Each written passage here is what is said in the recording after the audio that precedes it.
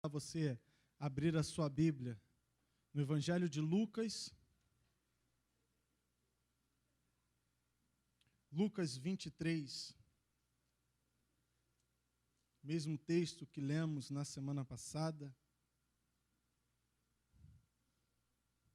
Aproveitar aqui, deixar um abraço aqui para o meu amigo Darlan, para a minha amiga Evelyn e o pequeno JP.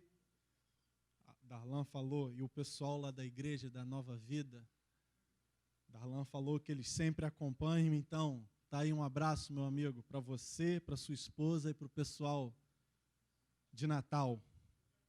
Eu falei que ia ter uma surpresa para ele, se ele assistir ele vai ver, vamos ver se ele assiste mesmo, como ele falou.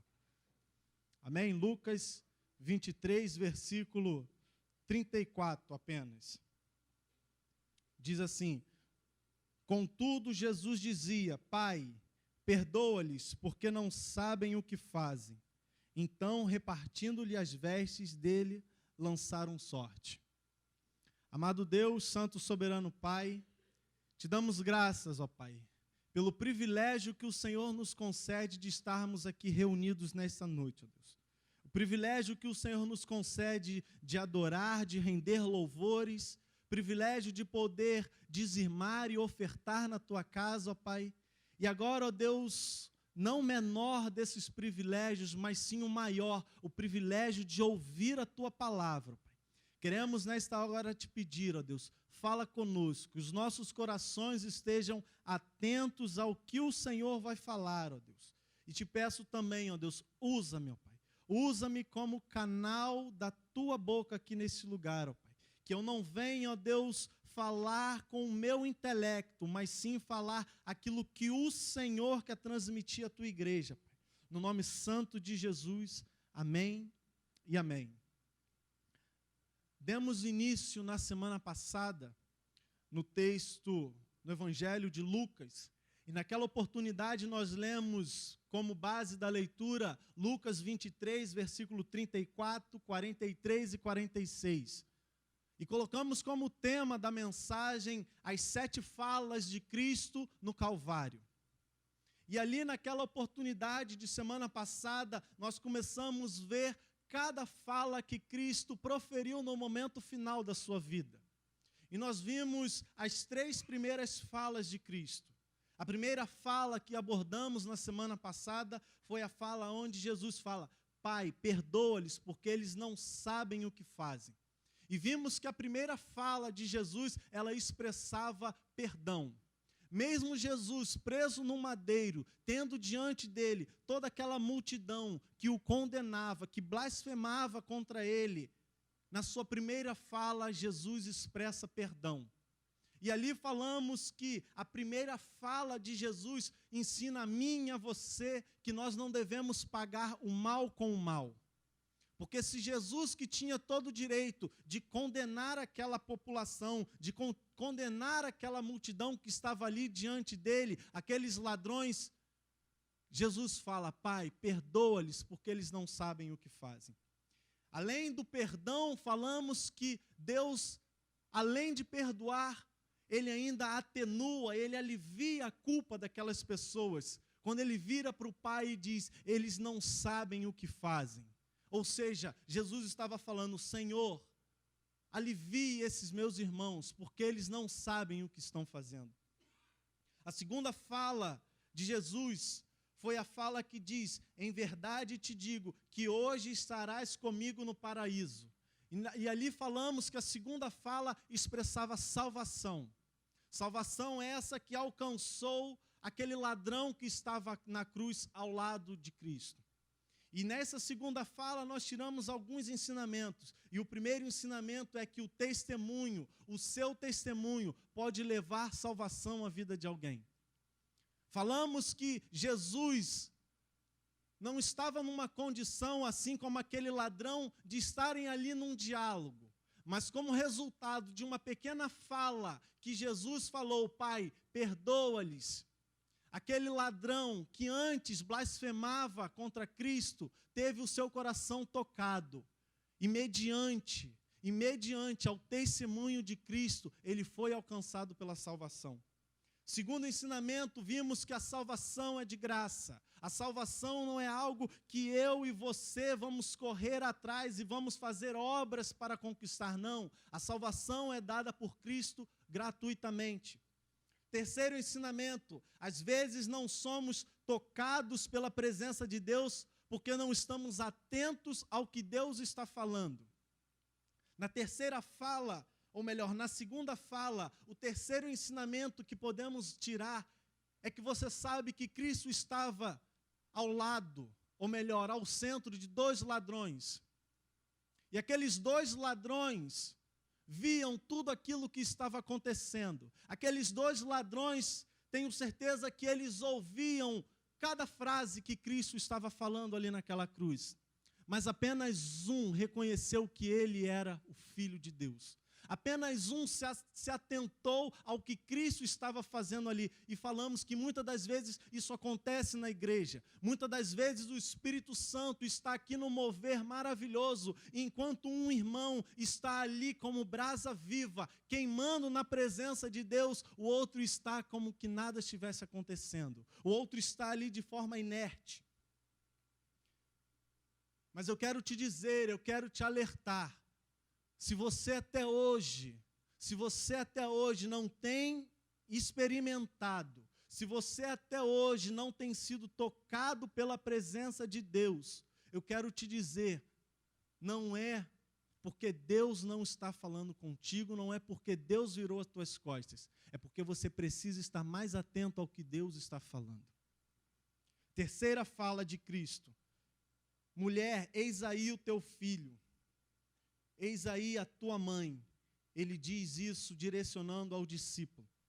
E vimos que a terceira fala de Cristo, ela expressa cuidado.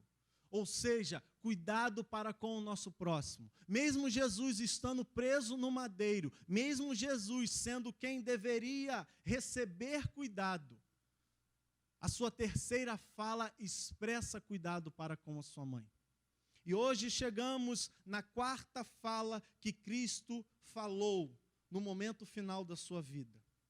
E a quarta fala de Cristo está lá em Mateus 27, 46.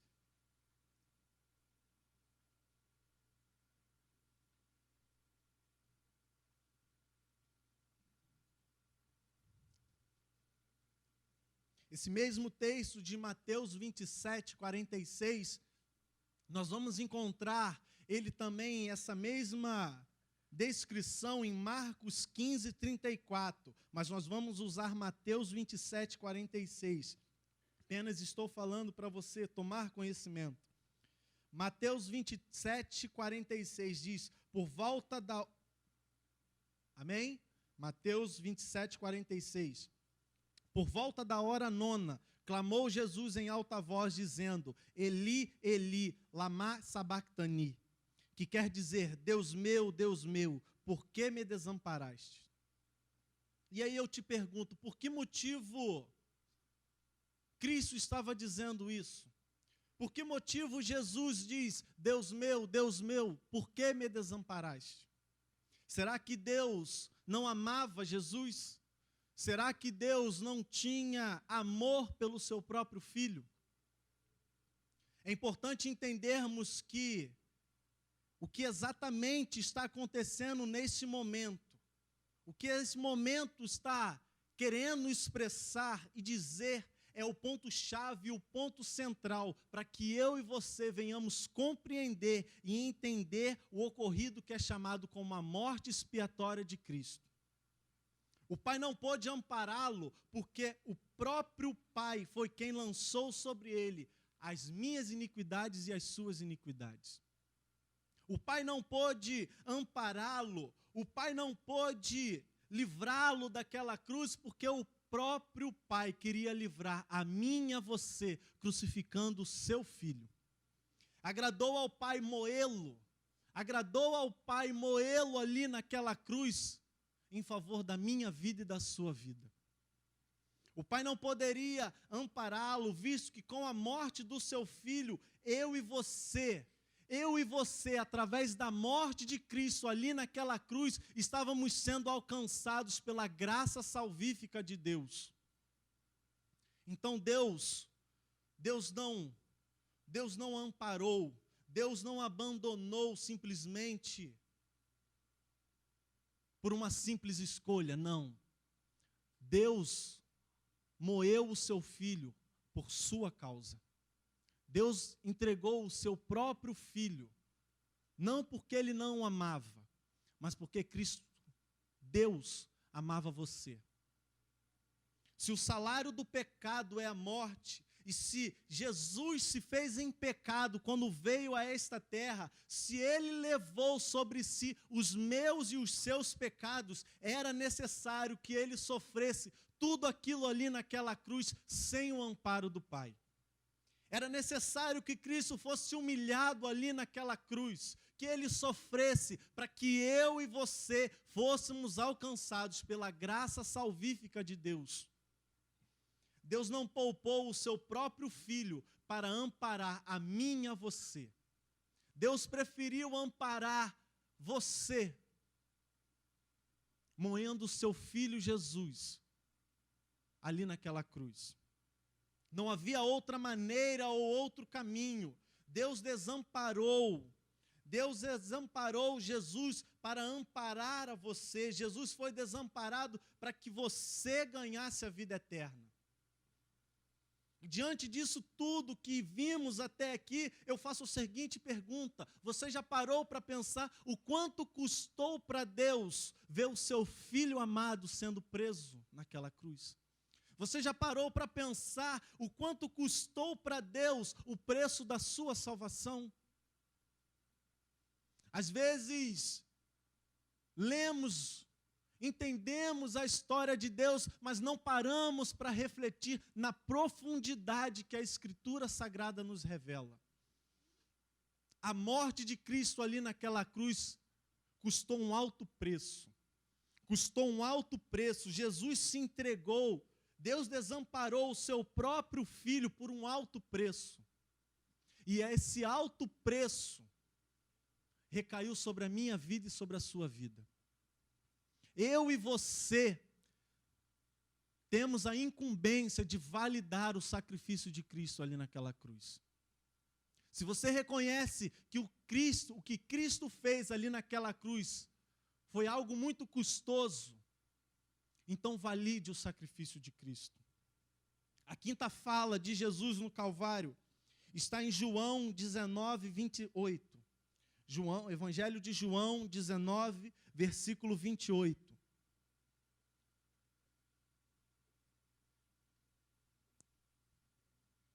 Depois, vendo Jesus, que tudo já estava consumado, para se cumprir a Escritura, disse: tenho sede.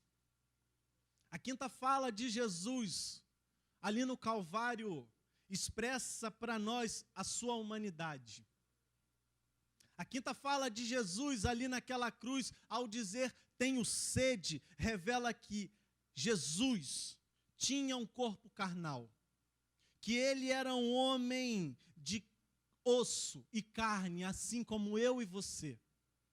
No princípio, lá no início da igreja, surgiu uma interpretação errada acerca da pessoa de Cristo, aonde se diziam que Jesus não tinha um corpo carnal. E se dizia isso baseado na ideia de que se Deus era espírito, não poderia ele ser matéria. Porque aquilo que era espírito é completamente oposto à matéria. E começou a se duvidar da humanidade de Cristo, visto que a espiritualidade, visto que espírito e matéria são coisas completamente opostas. E baseado nesta ideia, baseado nisso, começou a se criar uma seita chamada como gnosticismo.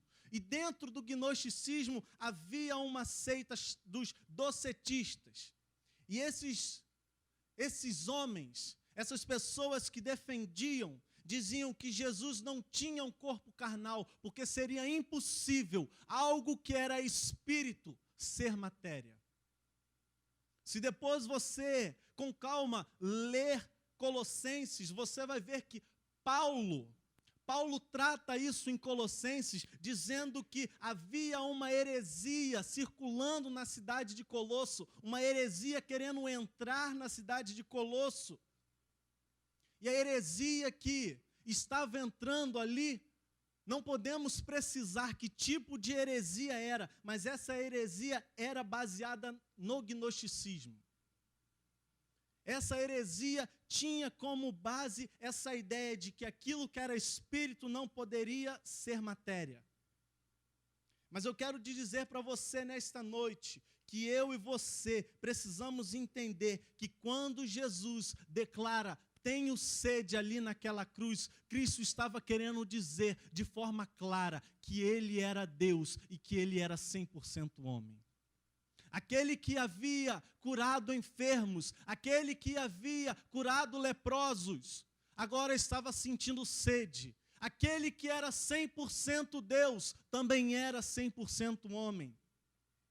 Com essa fala, Jesus no mesmo momento, no momento da sua morte, no momento em que estava ali rodeado dos homens que blasfemavam contra eles, Jesus ensinava, Jesus tinha preocupação com o evangelho, Jesus tinha preocupação com aquilo que as pessoas estavam entendendo acerca de Jesus.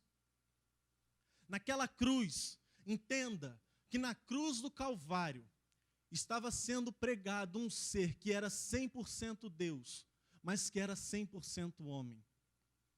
Outro entendimento que podemos tirar da fala de Jesus, outro entendimento que podemos tirar da quinta fala de Jesus, era que tudo aquilo que estava acontecendo era a concretização perfeita do plano de Deus. Se olharmos em Salmo 69, 21, você não precisa abrir, mas Salmo 69 é considerado como um salmo messiânico, ou seja, um salmo que antecede a vinda do Messias. Um salmo que antecipa a vinda do Messias. E quando nós lermos, quando eu falar para você o que está escrito em Salmo 69, nós vamos encontrar algo maravilhoso. Salmo 69, 21 diz, por alimento me deram fel, e na minha sede me deram a beber vinagre. Antes da vinda do Messias, meu amado, antes de Jesus vir a este mundo, já havia um salmo que presidia, que quando o Messias viesse a este mundo e ele tivesse sede, ele iria beber vinagre. E o que podemos tirar com isso, o que podemos entender lendo o Salmo 69, é que a quinta fala de Jesus representa para mim e para você a soberania de Deus.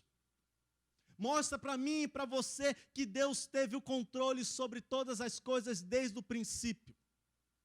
Se lá atrás em Salmo 69 diz que ele haveria de beber vinagre no local de água, fica claro para mim e para você que a crucificação não foi um acidente na história, mas sim um cumprimento perfeito do plano de Deus para Jesus. Essa fala de Jesus nos garante a divindade, nos garante o governo, o controle e a soberania de Deus desde o princípio, desde o fundamento do mundo. A cruz de Cristo, preste atenção no que eu vou te dizer, a cruz de Cristo não foi um acidente, assim como a ressurreição não foi uma surpresa. Tudo já estava planejado pelo Pai. Tudo já estava descrito pelo Pai. Se você notou, no João 19, 28, depois, vendo Jesus que tudo já estava consumado para se cumprir a Escritura. Ou seja, aquilo ali já estava determinado, meu amado. A quinta fala de Jesus já estava determinada.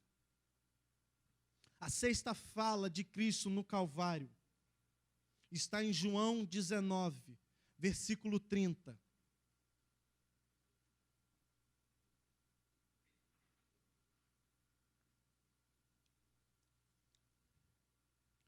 Quando, pois, tomou Jesus o vinagre, disse, está consumado. e, inclinando a cabeça, rendeu o espírito. A sexta fala que Jesus profere ali naquela cruz expressa a sua vitória. A sexta fala de Jesus ali naquela cruz, ao dizer está consumado, revela e descreve a vitória do Cordeiro ali naquela cruz. A frase está consumado vem do grego tetelestai. E essa frase tem alguns significados, e um desses significados quer dizer está feito. Quando um pai enviava o seu filho a cumprir uma tarefa, e esse filho recebia a tarefa do seu pai e ia, executava, concluía aquela tarefa que foi determinada pelo seu pai. Ao concluir, ele retornava ao seu pai e dizia, pai, tetelestai, ou seja, pai, está feito. Quando Cristo diz ali naquela cruz, tetelestai, ele estava dizendo, está feito, está consumado. Eu, nesta noite, cumpri a tarefa que me foi delegada. Tarefa essa, meu amado, que era a sua salvação. Terceiro significado para tetelestai. Tetelestai representa quitação de dívida. Ou seja, se uma pessoa devia a alguém, se essa pessoa tinha uma dívida com alguém, e quando essa pessoa quitava esta dívida, quando aquela pessoa saldava aquela dívida, ela dizia tetelestai, ou seja, a dívida foi paga. Terceiro significado, aquisição de um bem. Todas as vezes que alguém adquiria um bem, todas as vezes que alguém fechava uma negociação, essa pessoa dizia tetelestai, ou seja, a aquisição foi concluída. Meu amado, a sexta fala de Cristo no Calvário representa a palavra de vitória. Ela representa Jesus dizendo, tetelestai, está feito, a dívida foi paga. Nesse instante, eu acabo de confirmar que Satanás foi derrotado e que a sua dívida foi saldada. Jesus estava ali confirmando, Jesus estava ali garantindo que eu e você não teríamos mais o peso do pecado sobre nossas vidas, não seríamos mais condenados, porque o seu sacrifício ali naquela cruz estava afirmando que o véu foi rasgado, que as correntes foram quebradas, que Satanás foi derrotado e que eu e você estávamos sendo libertos por causa do sacrifício de Cristo. Portanto, quando Cristo diz tetelestai, quando Jesus diz tetelestai, ele estava dizendo, meu filho amado, Cristo estava dizendo para mim e para você, eu quitei a sua dívida, eu quitei a sua dívida, eu te comprei, eu te paguei, eu paguei um alto preço pela tua vida. E Cristo diz tetelestai, para confirmar, para garantir que estava sendo cumprido de forma genuína, de forma garantidora, que eu e você estávamos sendo comprados, que eu e você, a partir daquele momento, estávamos passando a ser propriedade exclusiva e única de Deus. A sexta fala de Jesus nos dá a garantia de que, fato, a nossa dívida foi saldada. A sexta fala de Jesus nos dá a garantia de que todas as nossas dívidas foram saldadas através da morte de Cristo ali naquela cruz. A sétima fala e última de Jesus no Calvário está em Lucas 23, versículo 46.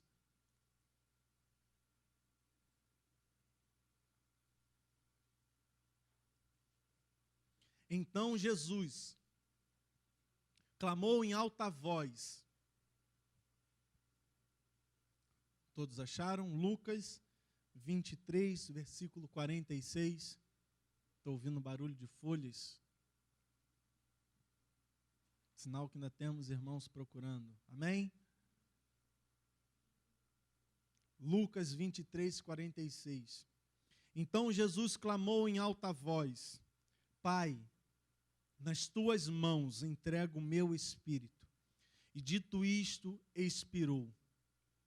A última fala de Jesus ali naquele Calvário, a última fala de Cristo preso naquela cruz, expressa a sua redenção, a sua rendição.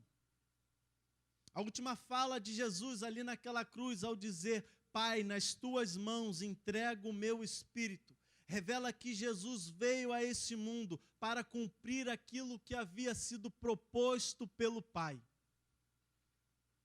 Jesus veio a esse mundo para morrer, e Ele morreu. Jesus veio a esse mundo já sabendo o que Ele haveria de enfrentar. E em nenhum momento Ele retrocedeu. Se você for a Apocalipse, você vai encontrar descrito lá que o Cordeiro de Deus foi morto desde a fundação do mundo, ou seja, desde o momento em que Cristo estava criando o universo, já estava lá anotado no plano perfeito de Deus que haveria de ser enviado aquele que era chamado de Filho amado, aquele que atendia pelo nome de Jesus Cristo para correr numa cruz e pagar os meus e os seus pecados. Portanto, a morte de Cristo, como falamos na semana passada, não foi algo que ocorreu de forma do acaso. Não foi a contribuição de fatores que ocorreram, que vieram a resultar na crucificação de Cristo, não. A crucificação de Cristo foi o plano perfeito de Deus, seguido de Cristo se rendendo, seguindo de Cristo se entregando de corpo e alma. Em nenhum momento ele pensou em retroceder. Em nenhum momento Cristo pensou em desistir, pelo contrário. Mesmo sabendo de tudo aquilo que ele haveria de enfrentar, ele andou por esta terra levando a sua palavra, operando milagres e querendo alcançar o máximo de vidas. Vidas essas que caem sobre a minha vida e sua. Porque o Evangelho de Cristo não ficou retido enquanto Cristo estava andando aqui nessa terra, não. Eu e você podemos continuar a obra de Cristo. Eu e você temos a responsabilidade de validar essas 7 falas de Cristo, agregando pessoas aqui neste lugar, convidando pessoas a estarem aqui, a se conhecerem, a entender que há um Cristo que morreu por favor da vida dessas pessoas. Portanto, venhamos prosseguir na divulgação do Evangelho de Cristo. A cruz de Cristo já estava planejada na eternidade. A cruz de Cristo não foi um acidente, mas sim a concretização do plano perfeito de Deus.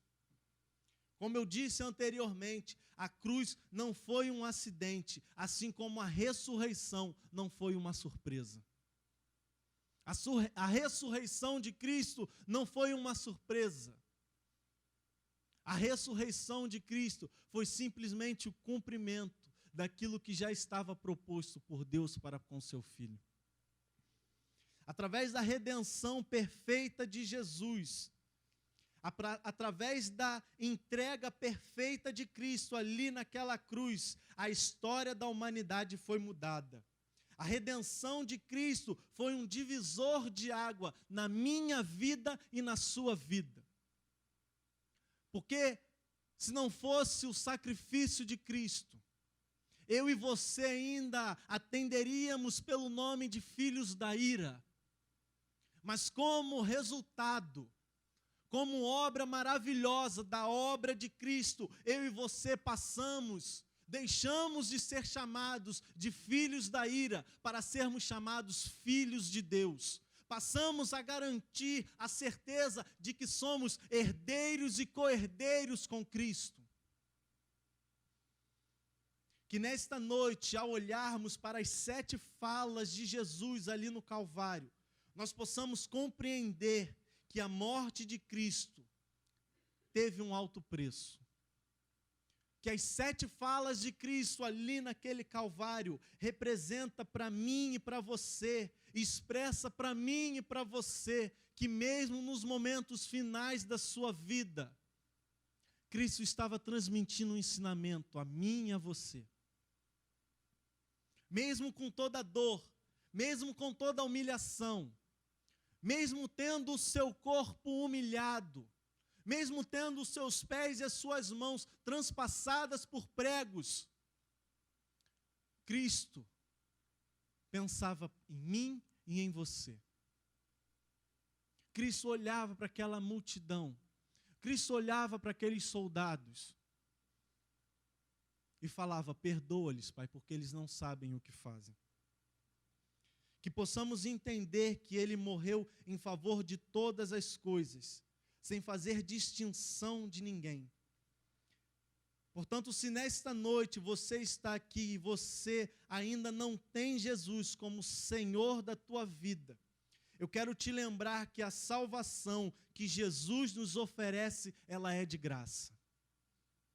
A salvação de Cristo, ela é de graça. Basta apenas que você venha crer. Aquele ladrão estava ali preso naquela cruz, e por ele estar ali, devia ter sido o resultado de uma vida de muitos pecados, de muitos crimes. Porque só tinha uma morte de cruz aquele que cometia os piores delitos. Mas mesmo aquele homem tendo uma vida imunda, uma vida pecaminosa, ao reconhecer que aquele que estava ali ao seu lado, verdadeiramente era o Filho de Deus, ele foi alcançado por salvação. Portanto, a salvação é de graça. A salvação é de graça. Se você está aqui e você ainda não tomou um posicionamento diante de Deus, da mesma maneira, da mesma forma que ele falou com aquele ladrão, da mesma forma que Cristo proferiu aquelas palavras para com aquele homem, ele diz a você nesta noite: se crerdes em mim e me receberdes como Senhor nas suas vidas, como Filho de Deus, salvação há de te alcançar. Salvação há de te alcançar. E ele dizia: essa salvação não é amanhã. Essa salvação não é na sexta-feira que vem, essa salvação é hoje. Essa salvação é hoje. Mas para que você possa ser alcançado pela salvação de Cristo, é preciso que você dê o primeiro passo. É preciso que você reconheça Cristo como Senhor e Salvador. É preciso que você, assim como aquele ladrão, que ao olhar para Cristo ali naquela cruz, reconheceu que verdadeiramente aquele homem era 100% homem e era 100% Deus. Aquele que estava ali ao seu lado, de fato era o Messias, aquele que haveria de vir a este mundo e livrar todos nós de toda acusação e todo pecado.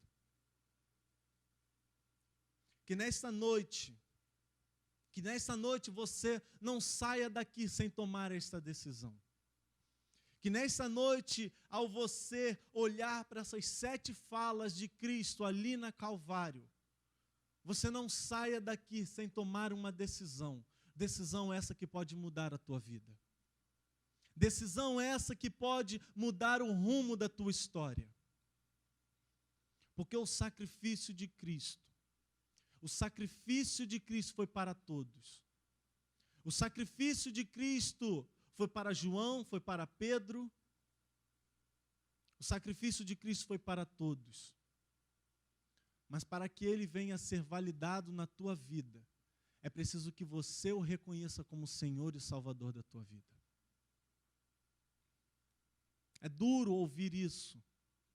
É duro quando nós paramos para olhar a morte de Cristo. Mas se tem algo que deveríamos fazer constantemente, é olhar para o que Cristo sofreu em favor de nós. porque é aí que somos confrontados. É aí que o nosso coração se diminui. É aí que olhamos e reconhecemos: eu não sou nada.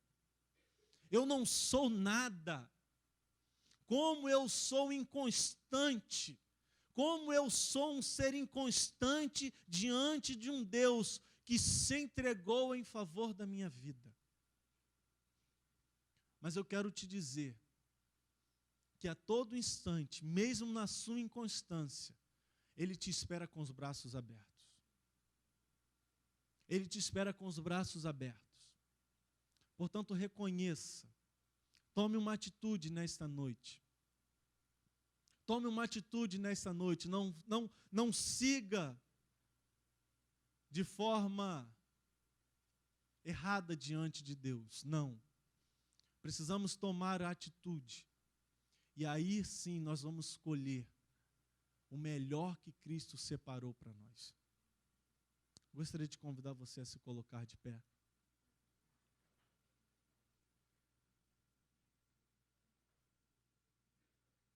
Os músicos, por favor.